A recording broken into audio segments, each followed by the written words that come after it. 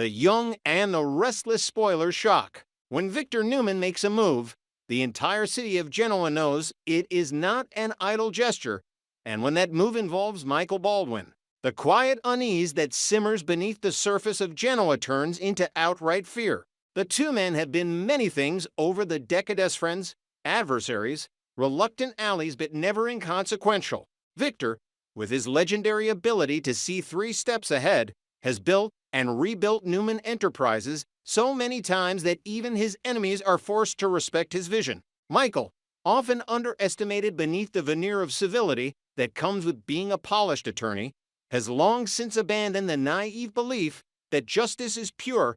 He knows the law bends, and he has bent it when survival demanded it. Now, with whispers that the two have reconnected under the guise of tying up loose ends, Genoa City has every reason to brace itself. For nothing good ever comes when the most cunning minds in town begin to align their strategies. What began as a private meeting in Victor's office closed doors, drawn blinds, a rare sign that the Titan did not want the eyes of the world, intruding quickly escalates into something far larger than an afternoon consultation. There was no small talk, no reminiscing about battles won or enemies vanquished. Instead, there was the sharp, unmistakable sound of a new scheme taking root, one that could destabilize everything from corporate empires to fragile alliances. The question that now looms over everyone is whether Victor is manipulating Michael into yet another morally ambiguous assignment, or whether the two men have forged a mutual pact that threatens to pull at the very foundation of the Newman dynasty.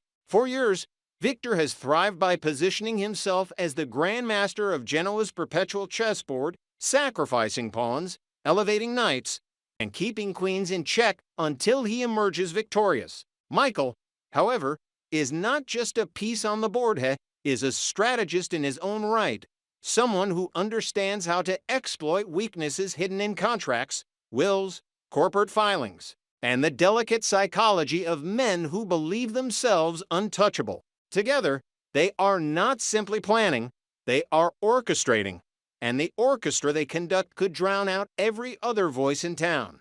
Even as speculation builds over what this alliance might entail, another storm brews in the shadows, and its name is Cain Ashby. For years, Cain has been written off as a man who drifted in and out of the city's major power struggles, often finding himself outmaneuvered by the likes of Victor, Jack, or Jill. But absence, as it so often does in Genoa, has given Cain time to sharpen his edges, to nurse old wounds into hardened ambition, and to craft a new strategy for survival. His reemergence is not the hesitant step of a man hoping to reclaim relevance. It is the deliberate stride of someone who has identified weaknesses in the established order and intends to exploit them fully. Spoilers suggest that Cain is no longer content to play supporting roles in other people's wash, is forming alliances of his own. Deals brokered in whispers and sealed with promises that cut deeper than contracts. And if history has taught Genoa anything, it is that Cain's charm has always been both his greatest weapon and his greatest danger. Capable of drawing people close enough to blind them to the knife he may be holding behind his back. What makes this convergence so dangerous is the timing. Victor and Michael, plotting behind closed doors with stakes that likely involve safeguarding Newman Enterprises or reshaping the city's power balance, represent a force of nature in themselves. But Cain's sudden return adds unpredictability, a wild card no one anticipated. Where Victor plays long-term games, Cain thrives in disruption. Where Michael calculates risks, Cain manipulates emotions. The collision course is inevitable, and the fallout promises to be brutal. Already, whispers circulate about Cain's new partnership-united allies who might be disillusioned Newman employees, disgruntled abbots, or even outsiders with their own grudges against the city's entrenched families. Whoever they are, Cain is building something, and as with all constructions in Genoa, it will be designed to topple another man's empire. The intrigue deepens when one considers the psychological stakes. Victor, though perpetually formidable, is not immune to age, to the creeping realization that legacies are fragile and empires are only as strong as their heirs. Newman Enterprises has survived coup attempts, corporate raids, and family betrayals. But the greatest threat often comes from within. Victor knows this, and perhaps his partnership with Michael is less about creating chaos than about ensuring survival, protecting what remains of his dynasty from vultures circling in the distance. Michael, ever the pragmatist, might see this as his own opportunity to cement influence, to be more than the man who once straddled the line between defender of the law and servant to power. Together, they could be attempting to write one last chapter of dominance. But Cain's rise complicates everything, threatening to drag them into conflicts they did not anticipate. As the city braces for what is coming, one truth becomes increasingly clear. When men like Victor, Michael, and Cain step onto the stage simultaneously, the performance is never small, never without casualties. Companies could collapse, fortunes could evaporate, reputations could be shredded, and yet through it all, Genoa's citizens will watch with the same horrified fascination they always do. Because in this town, destruction is as much entertainment as survival. The alliances forming now will not simply test loyalty, they will redefine it, forcing everyone to choose sides in battles that blur the line between justice and manipulation, love and betrayal, triumph and tragedy. The storm is not on the horizon, it has already arrived. When Victor Newman closes his office doors and invites Michael Baldwin into his inner sanctum, Genoa City instinctively knows that the balance of power is about to shift. Their history is filled with uneasy alliances, bruised loyalties, and shared victories that came at the expense of countless others. Yet the sight of the two men sitting together once more carries a kind of ominous weight that no citizen can easily ignore. Victor, with his ruthless foresight and ironclad belief that survival requires constant vigilance, is not meeting with Michael over pleasantries. He is planning, maneuvering, and recalibrating a dynasty that has weathered storms but now feels tremors beneath its foundation. Michael, a man whose legal brilliance has always concealed a streak of pragmatism dark enough to thrive in Victor's orbit, knows what such meetings mean. A new scheme, ethically murky at best, catastrophic at worst. The city hums with speculation, and rivals whisper of mergers, lawsuits, and hostile takeovers as though they are storm clouds gathering over the skyline.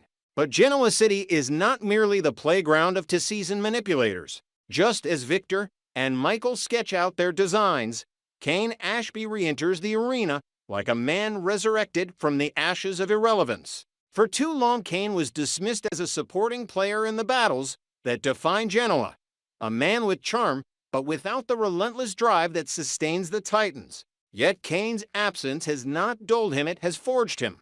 He returns leaner, sharper, hungrier, carrying not only the scars of past humiliations, but also the clarity of a man who knows where the cracks lie in the armor of his enemies. This time, Cain is not merely attaching himself to the ambitions of others, he is building his own power structure, one born of whispered conversations in dimly lit backrooms, secret promises exchanged in coded language, and alliances no one sees until it is too late. In a city where loyalty shifts with the tides, Cain positions himself as the new current, threatening to pull established players into depths they cannot control. The timing of his return is what makes it dangerous. Victor and Michael may be preparing to safeguard the Newman Empire, but Cain's ambitions are like fire on dry timber, spreading faster than either man can predict.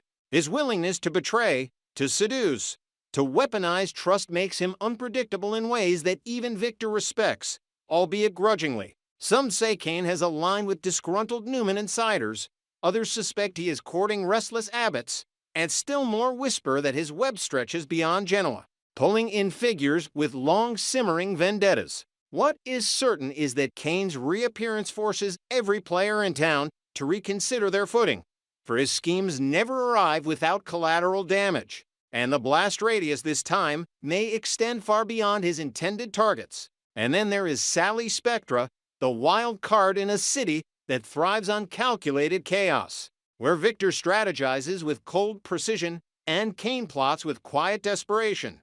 Sally operates with a combustible mixture of ambition and impulse that makes her both fascinating and dangerous. Her current dilemma is not merely another dramatic crossroads, it is a moral tug-of-war that could redefine her trajectory in Genoa forever. Sally has always walked the razor's edge between right and wrong, gravitating not toward virtue or vice, but toward whichever path promised the most intensity, the most spectacle, the most opportunity to carve out her name in a town that devours the weak. Now she faces a decision that cannot be deferred. Does she ascend the high road, gaining respect at the cost of ambition? Does she embrace the low road, seizing power through betrayal and deceit? Or does she do what Sally does best, forge a uniquely chaotic middle path that fuses her hunger with just enough conscience to keep her unpredictable? The weight of this choice is staggering because Sally's reach extends beyond herself. She is entangled in the city's networks of romance, business, and rivalry, and whichever decision she makes will ripple outward like shockwaves. Allies will be forced to defend her or abandon her. Opponents will either exploit her weakness or fall victim to her cunning. And industries may shift overnight if she turns her talents toward disruption. For Sally, the stakes are not only personal, they are structural. She knows, deep down, that she is capable of setting off explosions, emotional and professional alike, and she has never been one to flinch from fire. But this time, the fire could engulf more than just her.